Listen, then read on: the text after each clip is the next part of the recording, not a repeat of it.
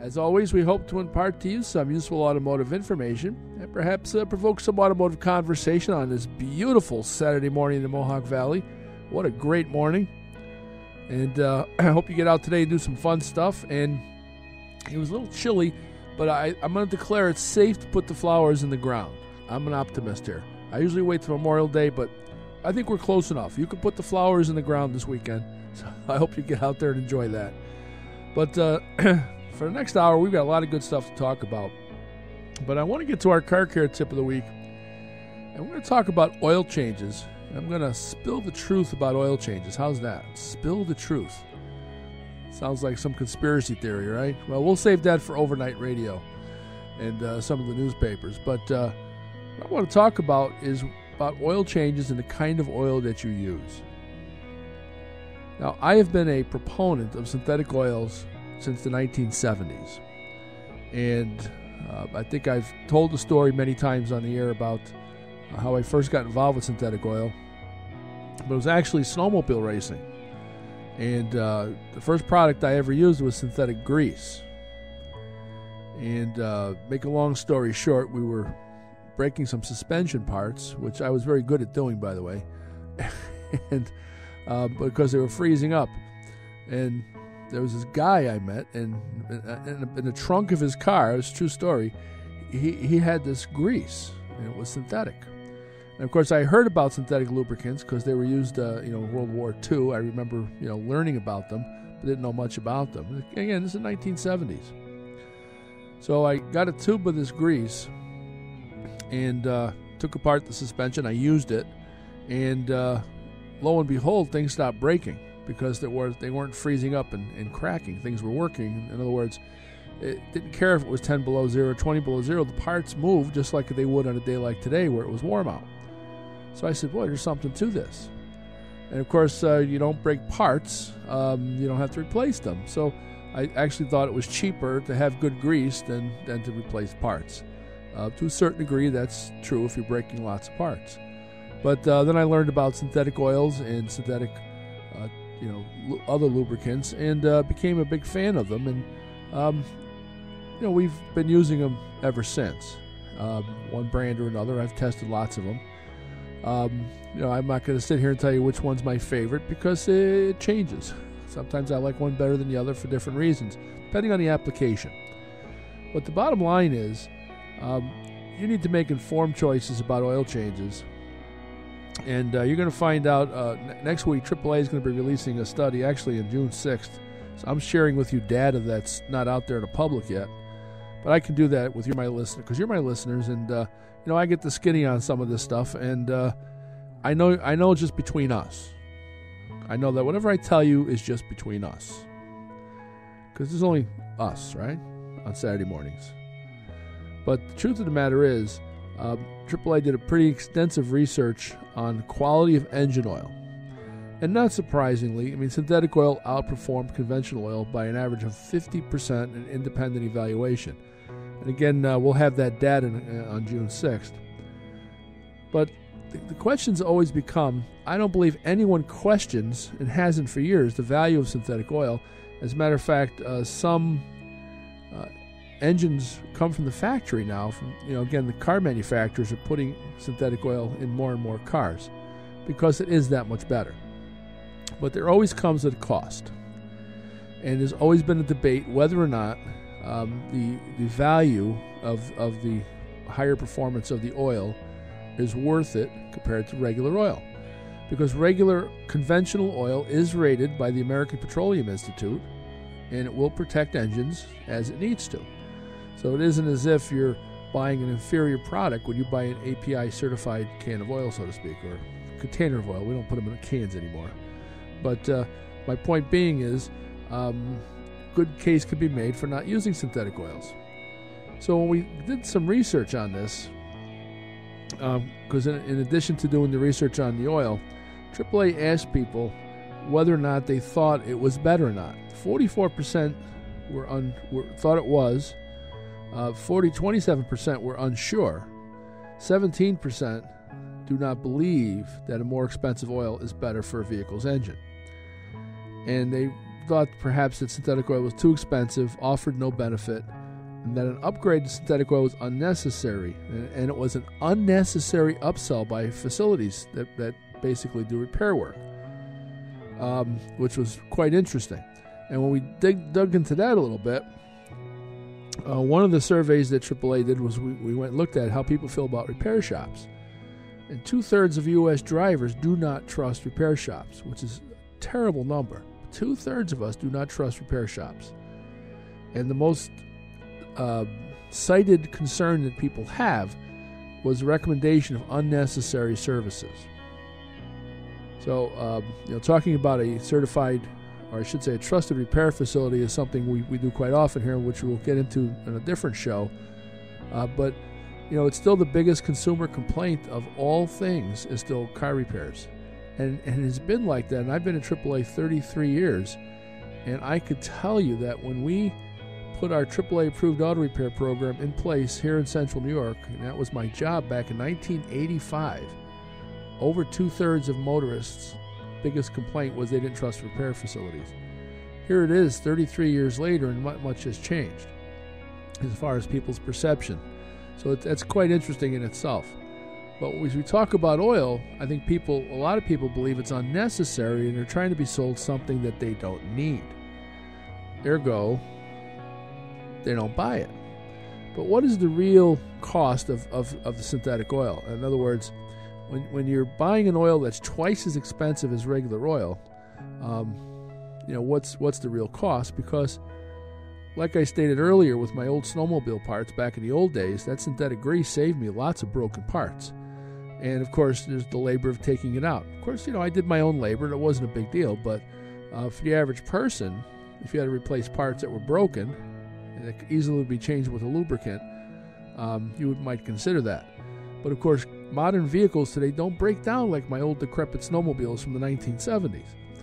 So the bottom line is that you're putting this product in, what is the real cost of it?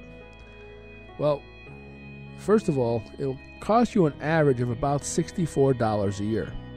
Because remember, you're not changing your oil as often, and you're doing it with a higher quality product. So when we did our cost analysis at AAA, we found that the average cost of a conventional oil change, again, average, is about $38. And the cost of synthetic oil change is about $70.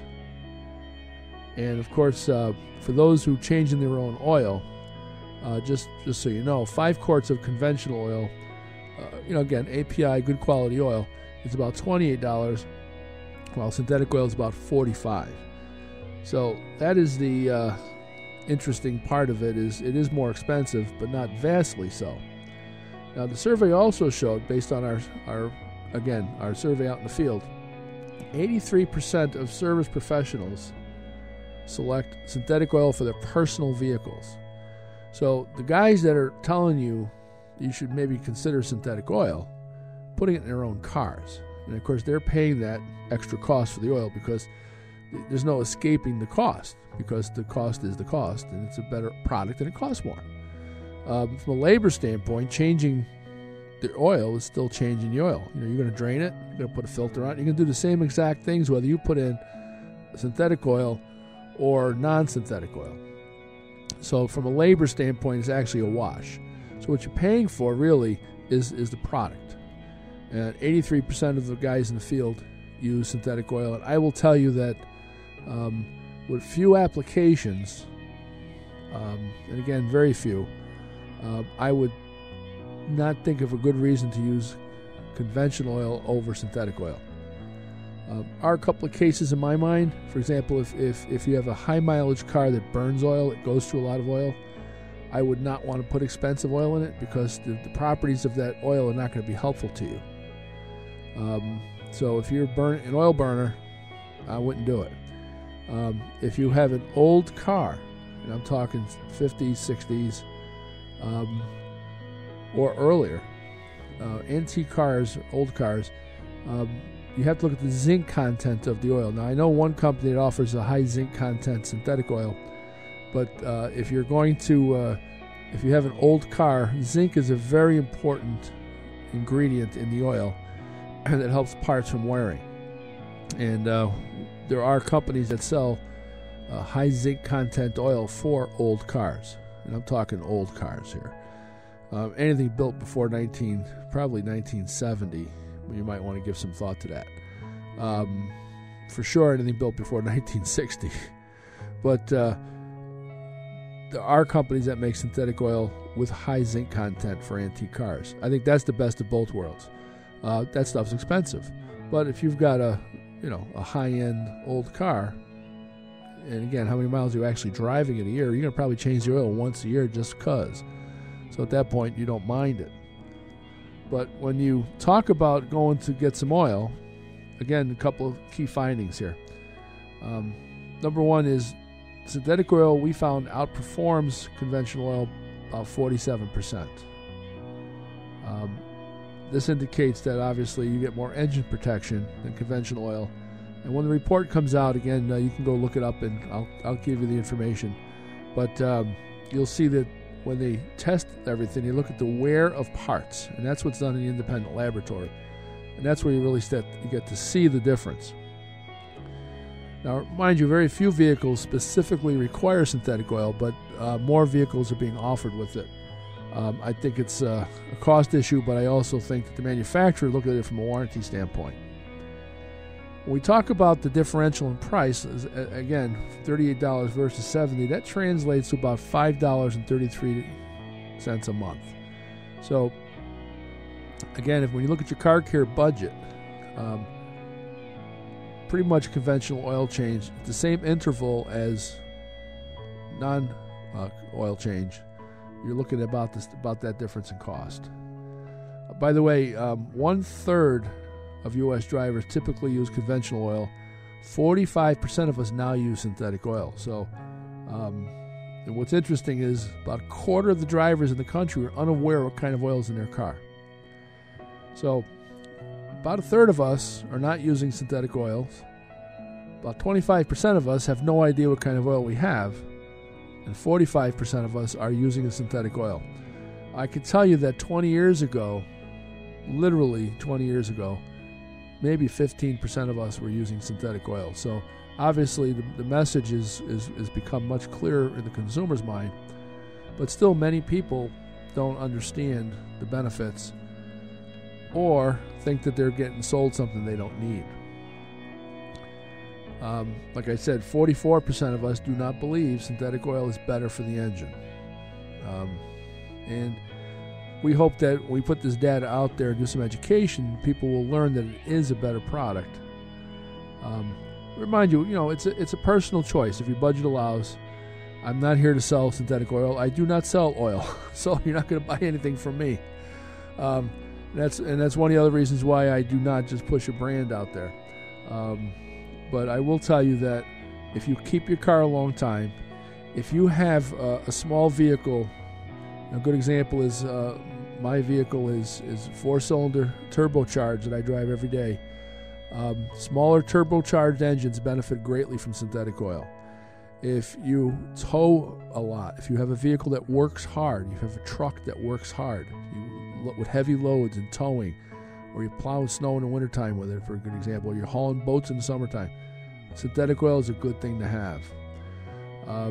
Again, conventional oil will not harm your engine as long as you buy API certified oil that's recommended by the manufacturer. And of course, you should always follow the oil change interval provided by the vehicle's manufacturer. It's one of the things we have not considered in the study is using these synthetic oils that have extended life. I tested one once for 25,000 miles. True story. And what I did was about every 5,000 or 6,000 miles, I just unscrewed the filter and put a new filter on it and just added. I wasn't burning. My vehicle didn't burn any oil. I didn't want the filter to live 25,000 miles without being changed. But at the end of the oil change interval, I went and sent the sample to the lab, and there was no appreciable wear of the oil itself. That oil probably lasts 100,000 miles by itself. The problem is the contaminants that are in your, from the combustion process gets in the oil. And so in other words, the oil itself is impervious, but the contaminants from the combustion process, especially years ago in the older engines, was an issue. So today's world, that's probably much less of a problem. Engines are built a whole lot better than they were back in the day. But I will tell you that you got to look at whether or not your budget allows for it and what you do with the vehicle. If you have a high mileage car that uses some oil, I would not use synthetic oil. I would not waste the money. But if I have a vehicle with 100,000 plus miles on it, I would probably have it on an extreme oil change schedule of like 3,000, 4,000 miles, and I would change the oil quite often. And I have done that as well. As a matter of fact, I've done extreme oil changes with synthetic oil, so on very high mileage cars. But that's me, and I would not recommend that to you because you have to look at your budget. But I would recommend you consider synthetic oil for your next oil change. And again, if the vehicle works hard or you're going to keep it a long time, there is a lot of benefit to be had.